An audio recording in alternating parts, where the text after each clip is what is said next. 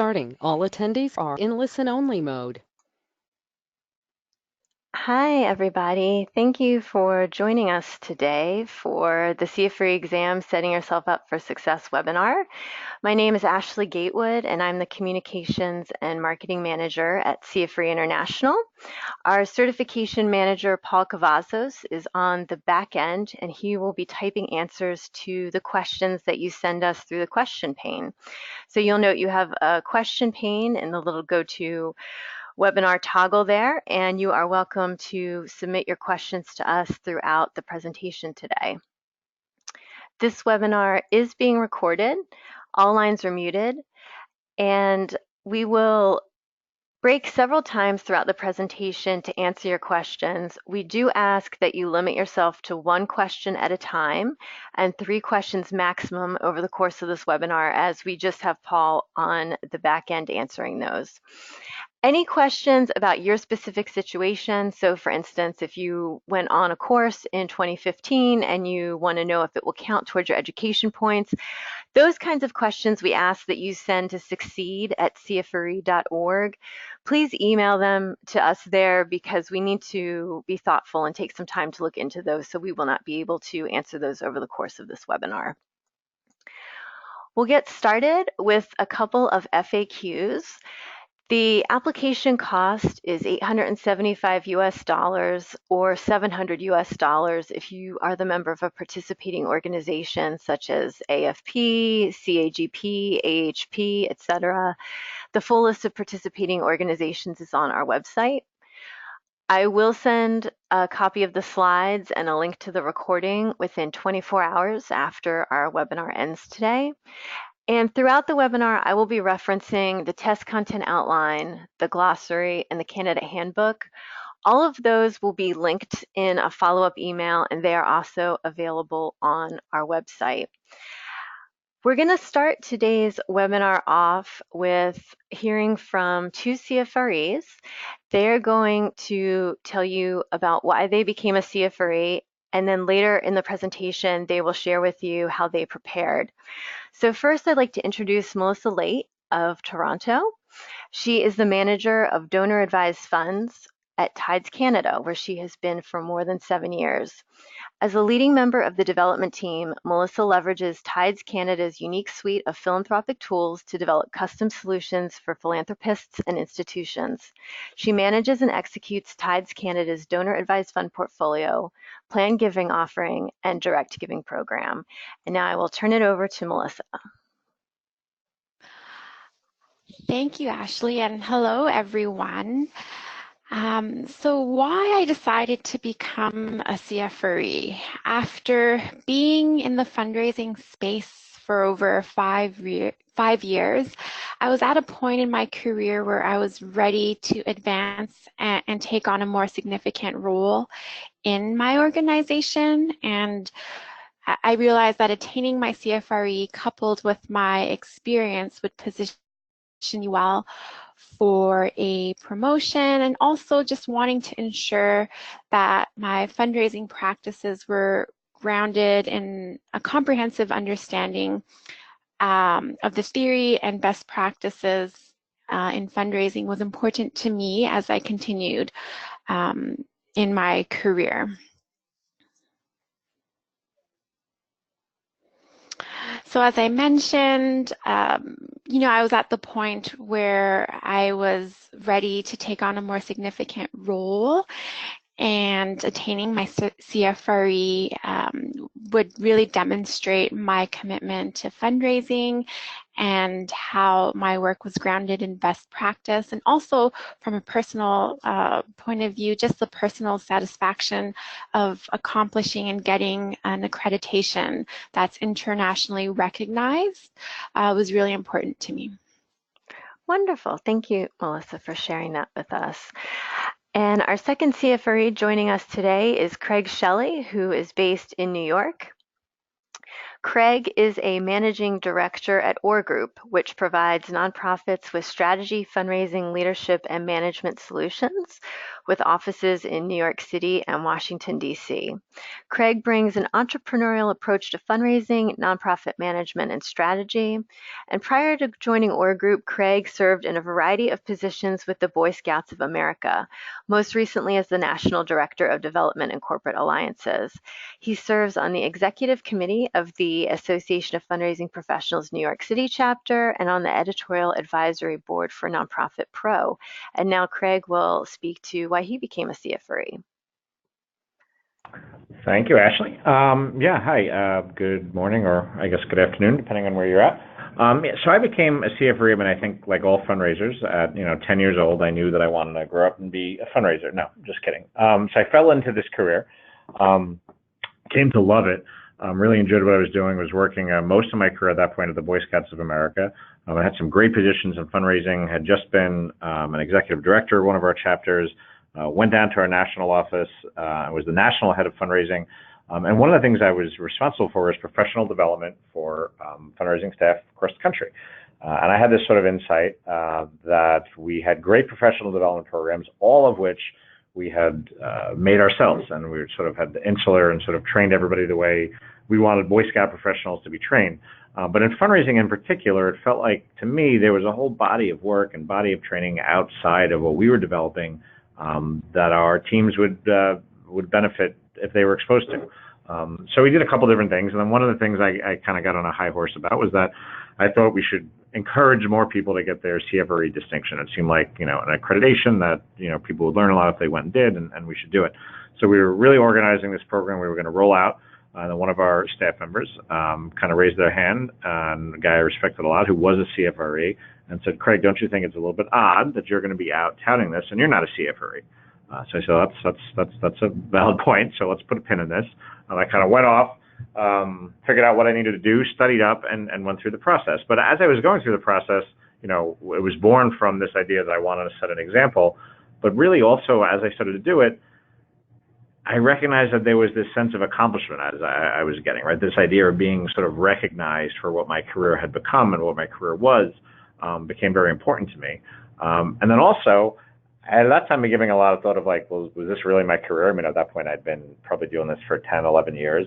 Again, came into the field to do this for 2 years or so, and so now had fast forwarded, and I was an adult and had kids and have been doing this for so long. This is really what I wanted to do with my life, and sort of validated for me as I went through the process and took the test and proudly started calling myself a CFRE. It was this public admittance, I guess probably first a personal admittance, but ultimately a public admittance that, yeah, this is what I do. This is what I'm going to make my career out of. I'm a professional fundraiser, and I'm proud of it. So those are really the things that inspired me to do it. I wanted to set an example. I really was looking for some sense of gratification or accomplishment. And I was looking to kind of declare that this is what I do for a living. Great. Thank you for sharing that, Craig. And we'll look forward to hearing from you and Melissa shortly. So let's talk about how the exam is created. We have a CFRE exam committee that meets biannually, and they create questions that are applicable to fundraisers no matter where in the world they work. We have exam committee members from around the globe, so that's our assurance that the questions are applicable no matter which country you're working in. The exam is available in English only at this time, and it uses universally understood fundraising terms. We do change up the questions annually, so from year to year, the test does change.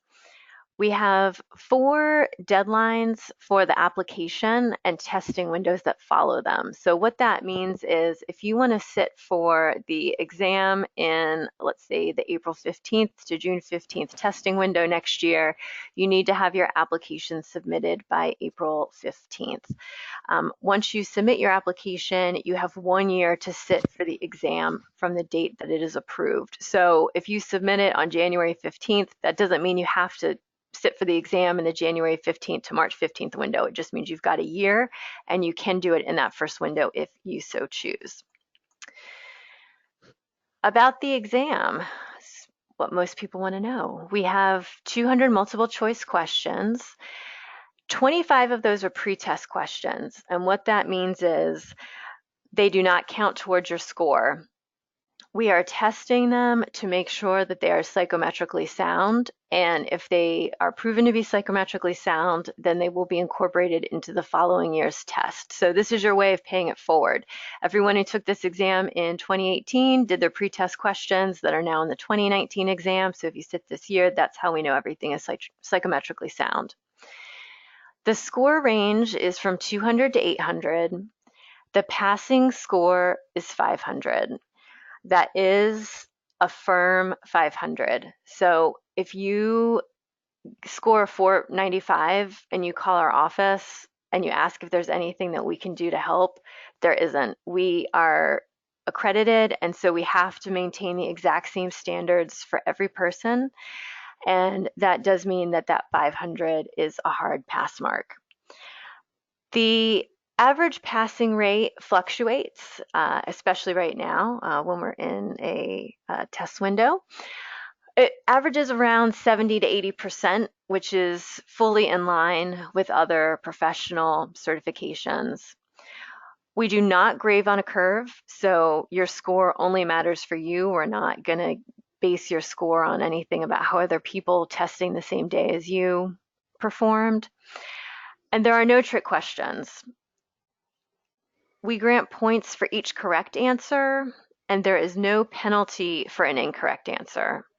So that means you definitely want to ensure that you have answered every question. The exam is broken down into 6 knowledge domains. You can see these on your screen here, and these are very important because this is what the exam is going to cover. If you have a copy of the test content outline from our website, you will have seen some of this before this breakdown. You'll note that securing the gift and relationship building combined make up 49% of the questions.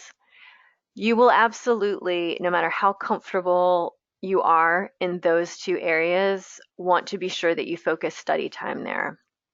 And as we get further along into the webinar today, we'll talk a little bit about how to know where to focus the rest of your study time, but definitely do not sell yourself short in your preparation on securing the gift and relationship building. The test content outline breaks down each knowledge domain further into subtopics. So you'll be able to see on the test content outline the knowledge areas for the tasks above. And you're going to want to be very honest with yourself when you look at this in determining what you know. It's very important that you do not overestimate your knowledge or ability in any of these areas. We have people that have been in fundraising for 10 or 15 years and definitely overgauge how well they know the ins and outs of the knowledge domains. So absolutely take some time, go through those bullet points, be very honest with yourself, and highlight anything that seems foreign or uncertain to you. All right, so we're gonna take a quick little question break here for anything that I just discussed, and Paul Cavazos is going to be reading out the questions. Paul, did you have anything that's come in yet? Yeah, hi Ashley, and hi everyone. Thanks again for joining us. We got a couple of great questions so far. The first question is, are there country-specific questions on the exam? Great question. There are not. So you do not have to know anything about US tax law, Canadian gift receipting, what they do in New Zealand. There is nothing country-specific on the exam. Great. Are dates and exam locations assigned, or is it up to the candidate to choose those? The candidate can select their date. And Paul, would you like to talk a little bit about that process? Yeah, absolutely. So as part of the application process during step 4, all candidates are required to select their desired exam window. Now, any of those exam windows that are listed there are eligible. So as Ashley mentioned earlier, you don't need to request a specific exam window based on the application deadlines. So you can select any of those exam windows, and once you submit your application, we'll review your application and approve you for that specific window that you chose. Once you're approved, you get to go onto the Pearson VUE website, and Pearson VUE are exam administrators, and you'll put in your address, and it'll show you what exam sites are close to you. You get to choose whatever's most convenient to you, and then each individual exam site will have different availability, so you also get to pick your own date. So it's extremely flexible, and it's totally up to you as a candidate to decide where you want to sit for the exam and on what date during your approved window. Excellent. And is there a third question? Yeah, actually I have two more questions. How long do you have to sit for the exam, and what happens after that period? The exam is 4 hours long, and that is the maximum amount of time that you will have unless you request an accommodation for a medical or other reason.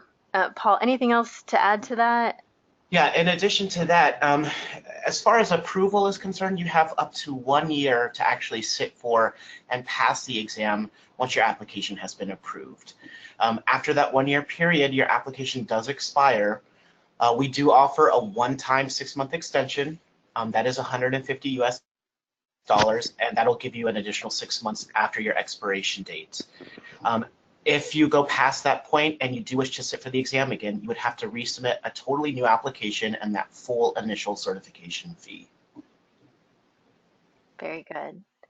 And did you say there was one more question? Or there's one more, and this one is for both Melissa and Craig. The question is, what sort of support did your organizations provide toward you achieving your CFRE, if any? Melissa, would you like to lead us off? I'm happy to. Oh, sorry. Go ahead, Craig. Go ahead. No? Oh, okay. I mean, I guess the simplest form, when I first took the exam, the organization I was working at paid for, paid my fees and all that kind of stuff. I would say, unbeknownst to them, I probably also did some studying on their time, which we'll get into in a second. And that was probably the extent of that support. Currently at Org Group, when I first came to Org Group, I had to recertify once. We split it. They paid for half of it, and I paid for half of it. And I think I'm due to recertify again, and I guess I'll find out how we're going to handle it this time. But yeah, I don't know if that gets to what you were asking, but I think it does. Great. And Melissa, did you have support from your organization?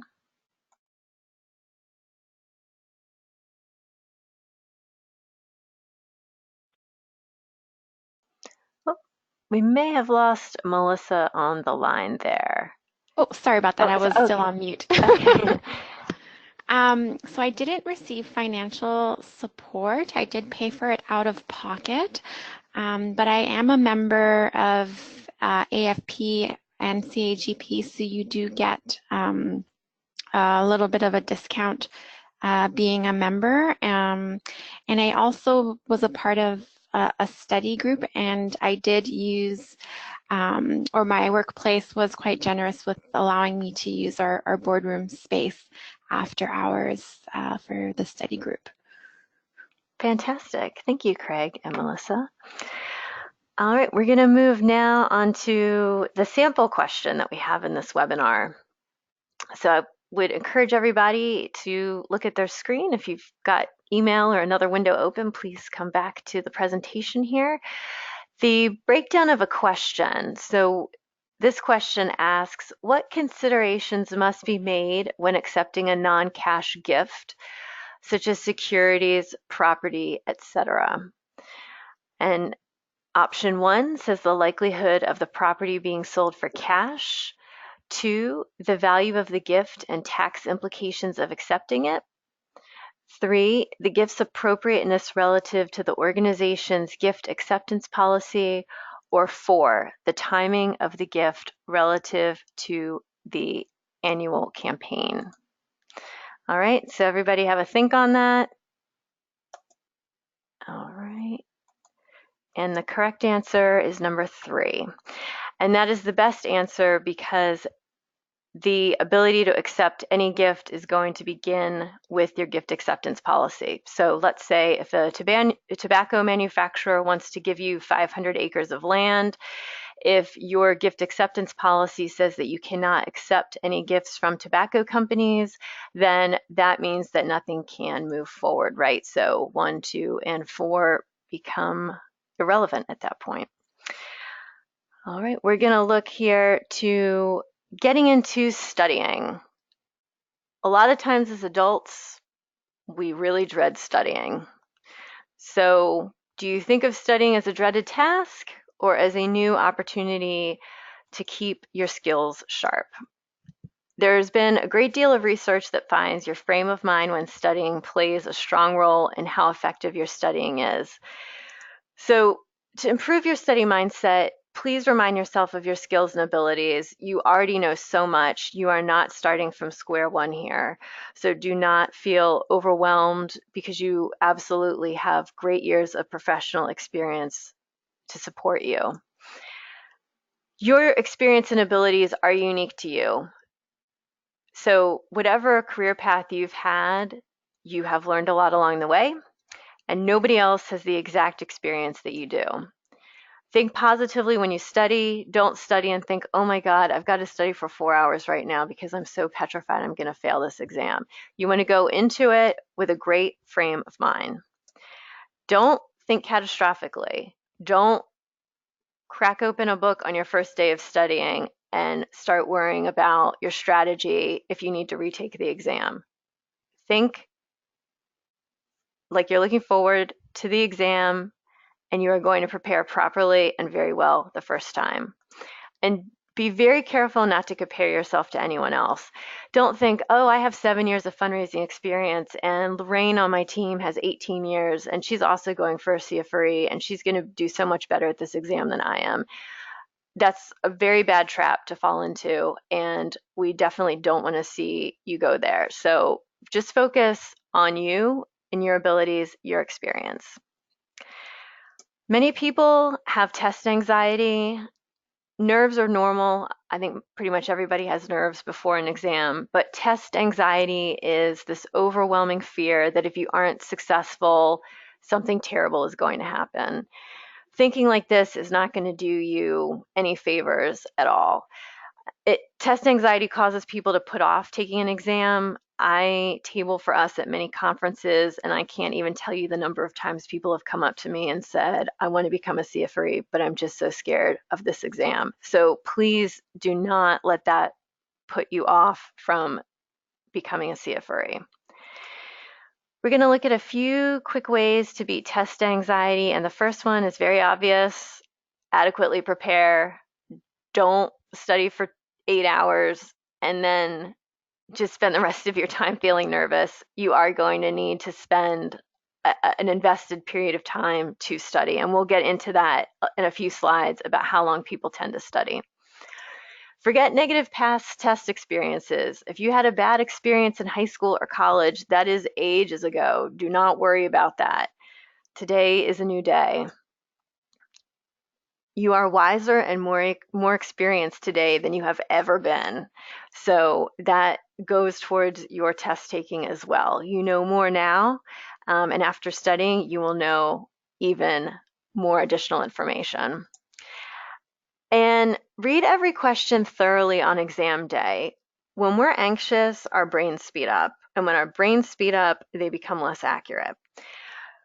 This is how, when you read something in a hurry, thorough looks like through, right? Slow down. Don't let anxiety get you. Read every question thoroughly. Read all of the 4 options on those multiple choice pieces. Don't just stop when you find the answer that you think is correct, because all of the answers may seem to have elements of being correct, but only one is fully correct and the best practice. And remind yourself, you have 4 hours to sit for the exam. 4 hours is plenty of time for this. You're not going to be at 3 hours and 59 minutes still stuck on question 13. It's not that kind of an exam. The 4 hours really is an ample amount of time for people. We're going to talk here about knowing what to study. So as I mentioned previously, you're going to review that test content outline and evaluate your strengths and weaknesses. Think about what you're most comfortable with, most experienced with. If you have never had to manage volunteers, then that volunteer management piece of the exam is going to be an area that you're going to need to focus on. If you have worked in a small shop or you've worn a lot of hats, sometimes people think that that's a detriment, and sometimes that's actually an amazing positive because you've had to do a lot of things across a broad spectrum. So don't worry about the size organization that you worked in. Just think about all of the things that you have been able to do in your career, and what's going to serve you when you look at the test content outline.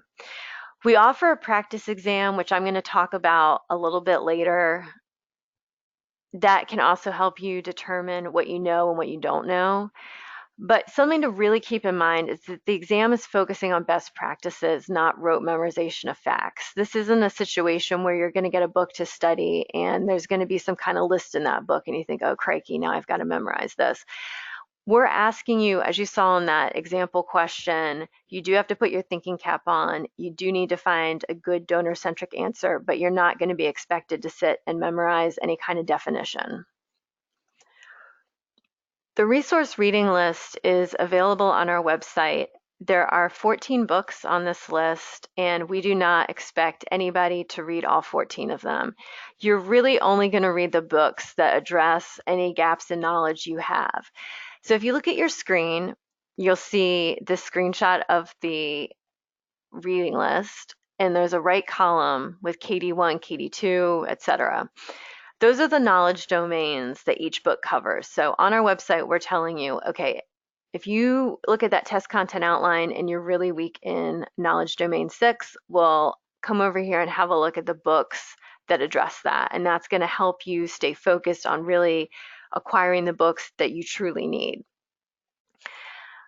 Many libraries carry these books. If your local library doesn't, nearly every library has a budget for requests, so feel free to put in a request. I'm aware that AFP New Mexico had somebody on their board call every library in New Mexico to make sure that they had every book on the resource reading list. So there are a lot of libraries that have these that you might not expect them to, so that's a great way to go about getting your books. You may also want to request your employer to purchase them for your team. So let's say there's 2 books that I want, but I do not want to pay for them out of my own money. I could go to my employer and say, would you buy these 2 books? And when I finish studying for the CFRE, they will become property of the organization and can be used by any member of staff. And if you decide to form a study group, which we'll talk about a little bit later, you may want to get together with folks in the study group and see who already has what books and determine which ones you want to buy and divide and conquer that so that it's not just you purchasing the books. I also just saw this on Amazon. I don't know if other folks on the call are aware of this, but they have a new rental feature. This Achieving Excellence in Fundraising is one of the most popular books that people use to prepare for the exam. It is a comprehensive text, and you can see here that you can rent it for $18.48. You just need to return it in December. So that might be another option for you if you don't want to pay $42 to have the textbook. You can do this rental. The language of the exam is what we capture in the glossary. This, as I mentioned before, is on our website, and we will email a link to this to you. This is incredibly important because this is the language the exam is written in. When we say a donor, that's what we mean, what's in the glossary. When we say stewardship, look to the glossary to know exactly what we mean by that. We know that people use words in different ways. Your organization may have its own kind of culture language, but the glossary is going to help you know unequivocally what the language of the exam is. I recommend that on your first day of studying, you read the glossary, and I recommend on your last day of studying that you reread the glossary. When we're going into our next question break here. Paul, did you have any questions? I did, and I actually had a great tip from someone who is participating in the webinar, and they mentioned that you can also buy used textbooks on Amazon, which is what they did to help them study. So I just thought I'd put that up there. So our first question is, are there, let's see, is there a waiting period between exam takes? So if they don't pass the first time, how long do they have to wait before they can retake the exam? Yes, we get to this a little bit later in the presentation, but you need to wait 30 days before you can retake. Great, thank you. So this one is for Craig, and this question is, did you find that you learned a significant amount when you took the CFRE training or exam? Did it provide a good framework for knowledge that perhaps you hadn't considered, or was it more of a sense of accomplishment that you gained? It was a good way to think about fundraising differently, and we'll get into sort of how I studied in a few minutes, but like what I learned about was like things that I just said it's not like a rote memorization thing, so it's not like there's a right or wrong, but it presents a lot of situations, and you think about, oh, this is what I would do, and then as you reflected back, as you were studying, you'd realize, well, actually, no, that would have been a better approach. So I felt like I probably became a better fundraiser because of it, because I was just more thoughtful about what I was doing. Great, thank you. Let's see. I have one more good question that I wanted to ask. Actually, there are a couple. So again, somebody asked, is the exam a paper test or electronic? And I know you covered this, but I just thought we'd recover that. Sure, yes, it is all on a computer at the Pearson VUE Center, and I will, in a few slides, show you a photo of what that looks like. And my last question is, does the test stop once a passing score is achieved, or do all 200 questions need to be answered? You need to finish all 200 questions. You will not know the point at which you have hit that 500 mark, so you'll take the exam all the way to the end. Another important point is when you finish the exam, it will not tell you what you got wrong and what you got right. You will just know your score. And the reason why we don't tell you what you got wrong and what you got right is to protect the integrity of the exam, because we don't want people leaving there and saying, well, you know what, question 26 is answer whatever, whatever. And I'll just add one more. This was also a great question that just came in. Can you skip some questions and come back to them later, or do you have to finish them in order? You can skip and come back, and I will show you what that looks like momentarily. All Thanks. right. Thank you, Paul. All right, we're going to talk a little bit here about knowing how to study. So you may want to develop a timeline. I think the number one thing I really want people to take away is there's no right or wrong way to study. As long as it gives you the information that you need, that's what counts. And Craig and Melissa had two very different approaches to studying, and they were both highly successful. So keep that in mind as we talk through this. But you may want to look at 8, 12, or 16-week study timelines to help keep yourself on track. We've had some CFREs do their study over 6 weekends. We have had people take over and above 16 weeks. Just do what feels right to you to address those knowledge gaps that you have. You need to study when you're not stressed by work or personal life. If you have a very aggressive end of year campaign and goal, I don't think studying in November and December is probably a great idea. You want to do this when you do have a little bit of downtime. You do want to do this when you have that mental focus that you can bring to it. That seems really obvious, but to set yourself up for success, you need to do this when you have the mental bandwidth and the time. This is a way that you may want to approach preparing your personal study plan. I am very bad about keeping myself on track for things, so I need to do things like picking days of a week and setting a time and sticking to that. You're gonna, as we mentioned several times, pick the knowledge domains that require the most focus. Don't spend a whole bunch of time studying things that you already know inside and out. You'll want to study a little bit to just make sure that you're on the right track, but you need to really focus on those areas where you feel weakest. Then you're going to select the books that you're going to read based on that, like I showed you on the resource reading list. You may want to set yourself a page goal. I like this because it lets you know if you're over or under. If I say I'm going to read 50 pages a week and it's the end of the week and I've read 36, I can think, okay, I got to get to it. That'll help you from falling too far behind. Selecting a quiet, calm area to study seems like a very obvious tip, but we say that because oftentimes your home is not a calm, quiet place. Our board chair, Heather Hill, she studied, and I've heard multiple people say this as well, on her lunch break, especially if you've told your workmates that you're going to be studying for this exam. Let them know lunchtime is your sacred time to study. Shut the door, turn off the Outlook, get the book open. When you're at home, you're tired, you're doing errands, you're throwing in laundry. It's just very easy to get off track.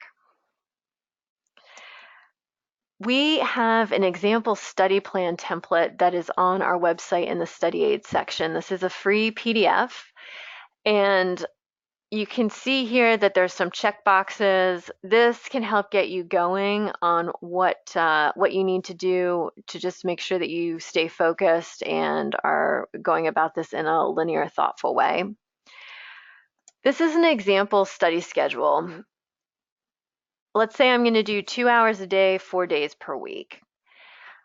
I'm going to take the first 1 through 6 weeks and I'm going to spend my time on a study domain, a unique knowledge domain each of those 6 weeks. On week 7, I'm going to review the areas where I felt like I had the weakest knowledge going in.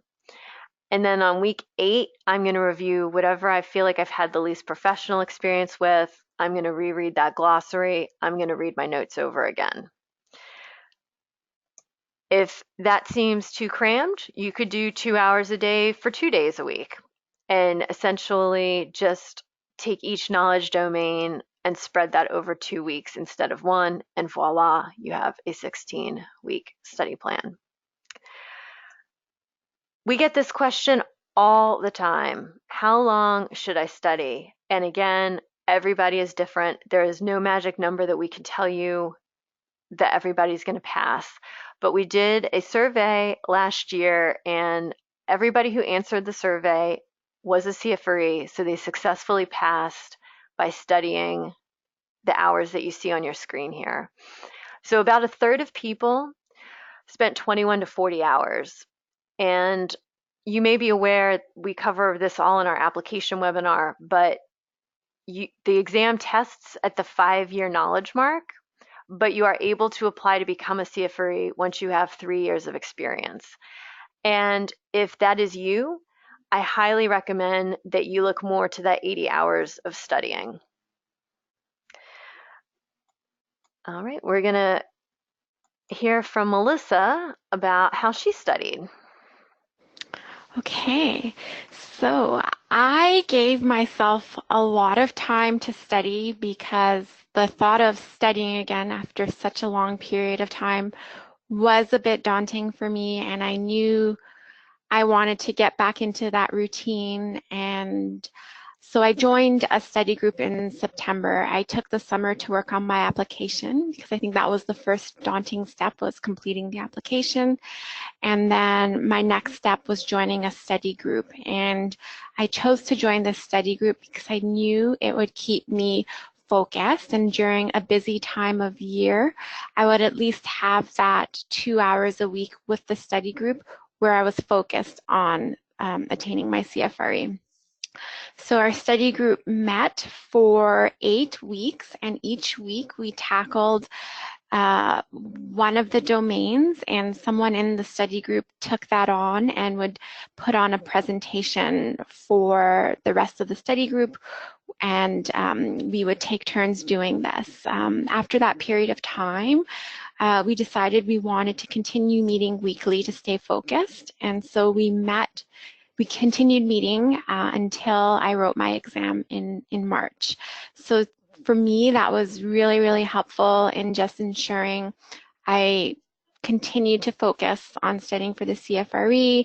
I took the time to get more comfortable studying again after such a long period of time. And then I cranked it up a bit more in January, February when it was a bit quieter on the work front. And so I could take a Friday off here and there to just dedicate to studying leading up to my March exam. I also referenced the CFRE reading list, and I chose 2 of the comprehensive books outlined. I read Achieving Excellence in Fundraising and Excellence in Fundraising in Canada. I had purchased one from Amazon, and then I borrowed one from the library and just photocopied it so I could review it during that time.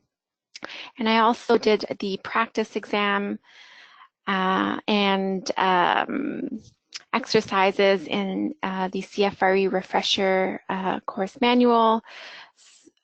So my advice for people studying, particularly if you are around the 5-year mark or have less experience, I would definitely recommend joining a study group and referencing CFRE's resources to prepare. Excellent, thank you. And now Craig is going to tell us about his approach to studying. Yeah, and as Ashley foreshadowed, because I'm ridiculously dumb, my process was not nearly as detailed as Melissa's, and I will sort of skip to the end and then come back. But I should have studied more. But so I started out with the approach of that I had been fundraising for 10 plus years. I knew what I was doing. I was sort of doing this just to set an example. I was excited about it. But I didn't really like studying that much when I was in school, so I wasn't planning to study that much. And I actually just sort of didn't really touch on this earlier, but at the same time, I was considering, should I do this? Should I go get a master's? Like, I know I wanted to do something. And one of the reasons that this appealed to me is because, like, well, I don't want to sit through a bunch of classes again and have to take a master's and be back in school. So this is the way I wanted to go. And I was not going to study very much. And then I was in another staff meeting after I'd said, all right, I'm going to go do this. The same staff member, I might as well say, is a guy by the name of Mark Mosier, who was, again, CFRE, real mentor to me, great guy, who had encouraged me to take it, to set this example. He sort of started asking me, are you studying? And I said, I'm like, I got it. And he kept sort of nagging me and saying, I really think you might want to reconsider that. So one day he just left in my mailbox a test booklet with a little note on it and said, just do me a favor, take one test, and then if you do great, I won't nag you anymore and you won't have to study. So I took one. I did not do great and realized, I needed to study. And again, you hadn't had this sort of thoughtful approach to fundraising of what would I do, and sometimes and again, I'm probably at that point in my life hadn't taken a test in a long time, wasn't a great test taker, so I was doing what you described earlier of sort of reading quickly, picking the first choice, not the right choice, that kind of stuff. So I started to study then, so did a couple months a week for the month preceding, so again, not a huge timeline, so still probably didn't study enough, but started to go through, all I would do is I would take a practice test, and then I'd go back, I'd look at the ones I got wrong, I'd understand and think about why I picked the answer I picked and why it was wrong and why the right answer was right. And I just kept doing that. Did that again and again. Also read through the glossary of terms a few times because I recognized that was a place that could potentially trick me up. So I didn't focus on anything in particular. I just sort of kept doing that. Did that again and again. Went and took the test, obviously. I mean, I passed. It was great. I don't remember what my score was, but I remember when getting it thinking, geez, that should have been higher. So that's why I would say I would have studied more if I was going to do it again. And I also think because once I started preparing for the test, it became this whole different experience that, again, I really enjoyed, caused me to really be thoughtful about my career and what I was doing in our profession. I feel like had I studied more, had I gone to a study group, had I read, some of the books, I would have gotten more from the experience of taking the test, and I probably would have got a higher score. But I think just even for my own personal satisfaction and learning, it would have been a more profound experience if I had dedicated more time to it. So there it is. I should have prepared more, but I prepared enough, apparently. Well, thank you for sharing those experiences, Melissa and Craig. That's super helpful. And we're going to move into a question break here. Paul, do we have any questions for Craig and Melissa about their approach or anything else we just covered? I don't have any specific questions for Craig or Melissa, but I do have one question that's been popping up quite a bit, and that is, what is a great way to find out if there are any study groups in your community or area? Fantastic. That is my next slide. So if you can hold that thought, when I get to the next slide, I'll take you through that process. Perfect. Now, does the practice exam show what was answered correctly and incorrectly? The CFRE online practice exam does show you what you answered correctly and what you answered incorrectly. Great. And just one more question, and it is related to actually if we're going to be offering another webinar on the application process. Now, I know that's not related to what we're talking about now, but I think it's a great question. Yes, we definitely will in the future. If you are opted into our emails, you will absolutely receive a notification about that. We don't have one scheduled at this time, but that is one of the 3 webinars that we do rotate through. So yes, that will definitely be coming your way again. Perfect. And finally, where can one locate a practice exam? We have the option on our website, and I'll get into that in a couple of slides. I'll do a nitty-gritty of what all that means. Great. Thanks. All right. Yeah, thank you. All right, so the study group. This is how to find people to start a study group with. It can be in person or virtual, so don't feel bound by geography. You may be the only person in your area that you know going for their CFRE. We have a study group page on our website. So if you go to CFRE.org, go over to the study aid section, and there's a drop-down menu. There is a group going that's organized by Lauren Swern, and it is a Zoom study group. And I just found out today there are 200 people in it. They do record their meetings, and that might be one that you would want to join if you can't find an in-person one near you. You may want to go onto the CFRE LinkedIn group. If you're on LinkedIn, just search for CFRE International Official Group. And once you join, you can create a post and let people know that you want to put a study group together and see if anyone nearby is interested.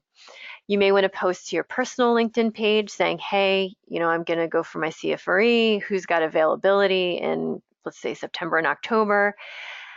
If you're a member of the Canadian Association of Gift Planners, Association of Fundraising Professionals, et cetera, you may be able to post something to their chapters, your local chapters, Facebook or LinkedIn page, or ask people when you go to those meetings if anyone else is looking for a CFRE study group or study buddy. Your local professional organization may want to put an announcement in their e-newsletter for even better coverage. And we also have CFRE Central. So for anyone on the call who has started their application, you have access to CFRE Central, which is our online community. And people occasionally post in there asking if people would like to study with them. So definitely keep an eye on that. Study group formats. To be successful, you're going to want to pick how often you want to meet. And as Melissa mentioned, when she was in the study group, different people presented on the different knowledge domains. So when you get together, you should suss out who is a subject matter expert in what area, and that person can take the ball and run with it as far as explaining concepts and helping to train the other people in the group. You may want to make flashcards. We've heard from numerous people that they made their own flashcards and they found that to be really useful. Let's say I have a study group of 5 people, maybe each person makes 15 or 20 flashcards. You can share them amongst each other. Don't feel like you need a minimum number of people for a study group. All it takes is one person to be a good study buddy. Again, you can share books to cut down on costs. And we often hear from people that one of the things they liked most about being part of a study group was that they had people to keep them motivated and be each other's cheerleaders. What study notes make a difference? If it's been a while since you studied, this is the best practice information out there about writing notes to boil down complex processes. So something you're unfamiliar with that's got a couple of moving parts to it, you will want to note each of those. Take note of anything new or unfamiliar. That includes terms and definitions, but take notes. Don't just highlight passages. The writing portion of it is what really helps it stick in your mind. The CFRE practice exam is offered through our website, and if you are looking at your screen, you will be able to see a little arrow come up to help you find where that practice exam is on our website. It is subscription based, and you have the option of a 30 or a 90-day subscription for either $59.95 at 30 days or $99.95 for 90 days. The practice exam is really there to identify your strengths and weaknesses, and also to take the edge off for anybody who has not sat for a computer-based exam before. We have an issue where people will not do any other form of study except for the practice exam. They'll take it over and over and over until they memorize it. And then they go to sit for the actual exam, and they are incredibly underprepared because they do not know how to answer the questions there. As Craig mentioned, you do need your critical thinking skills to answer the questions. So that's why you want to be studying those concepts and not memorizing a practice exam, because no question from the practice exam is on the live exam. We're running a little short on time, so I'm going to speed us up a little here.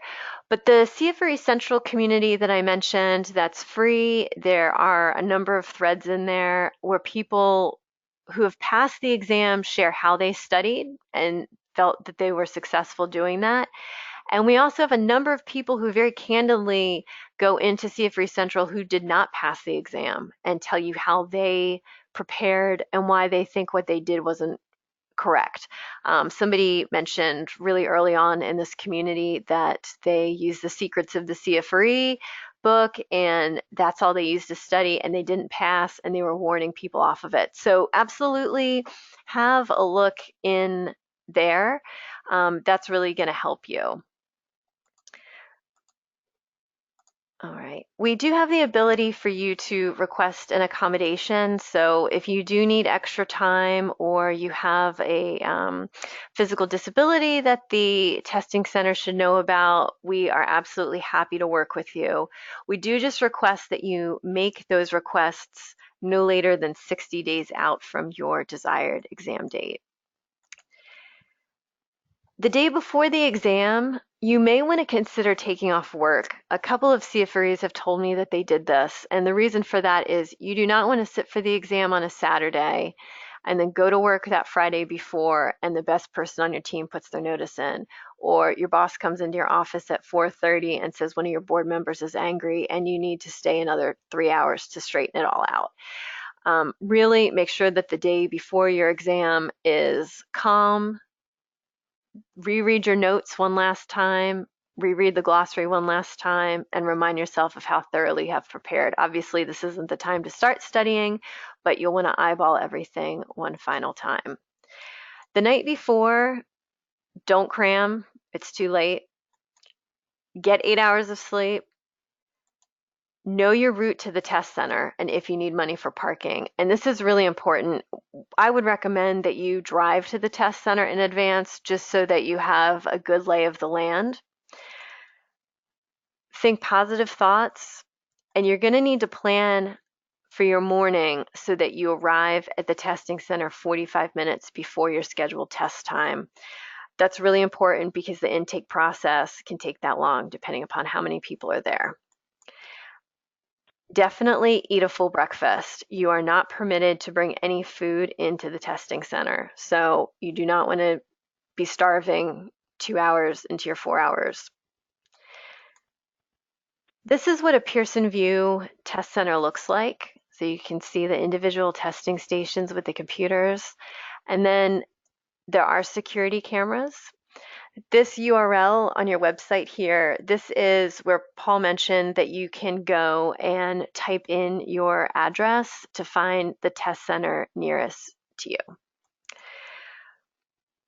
When you're actually taking the exam, don't panic. that's really most people's natural reaction. Don't let panic take over. Read carefully, flag any questions you're unsure about, and remember that there is no penalty for a wrong answer. This next screen here, this is what Pearson VUE provides as a little sample of how exams on their computers look. So you'll see here that it's going to show you how much time you have left. So you're never going to have to worry about not knowing the remaining amount of time. It's also going to show you where you are exactly in there. So you can see it's going to show you which number question you're on. And because you can move backwards and forwards throughout this exam with the previous and the next buttons, you won't lose your place, right? Because things are numbered. What to expect on exam day. So the admissions process, as we mentioned, you need to be there 45 minutes early.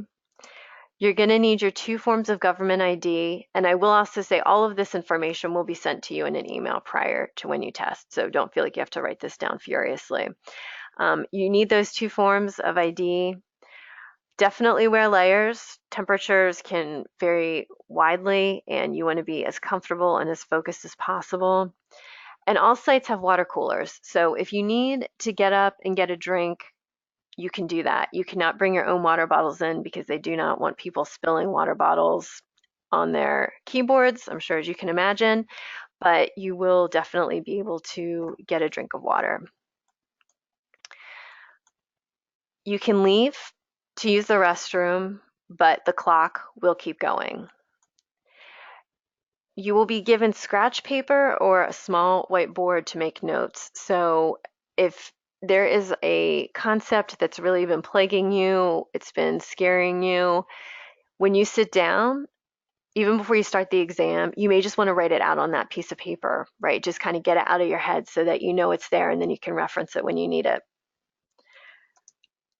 Other people in the test center are going to be taking all different kinds of exams. So architecture exams, maybe a CPA exam. Sometimes people think, oh, it's going to be all a bunch of CFREs and we're going to have, a big rah-rah at the end. And unfortunately, it's not like that because there will be people from all various industries. There are a number of items that you cannot bring into the testing center. No books or reading materials, no food or drink, no calculators, no papers, and no cell phones. You can leave these items in your car, or there will be lockers on site where you can put these items. All right, so once you finish the exam, what happens? Your score appears immediately, and then Pearson VUE, it can take them up to 24 hours, but they're going to batch all of the scores from everyone around the world who sat for that exam and send it to us. So once we receive that information from Pearson VUE, we will send you a confirmation email. So all that is to say, you will know you are a CFRE before we know you are a CFRE. We recommend that you don't tell everyone that you've become a CFRE, because if you go on LinkedIn and say that and your boss calls our office to verify and we don't have that information from Pearson VUE, we can't say that we know that you're a CFRE yet. So just hold tight until you get that email from us. As I said, you will not see which questions you answered correctly or incorrectly. If you are successful, at the end of the testing window, we mail out all of the new CFREs a certificate for framing. If you were not successful, you will wait those 30 days at a minimum to retest, and there is a retake fee of $375 US.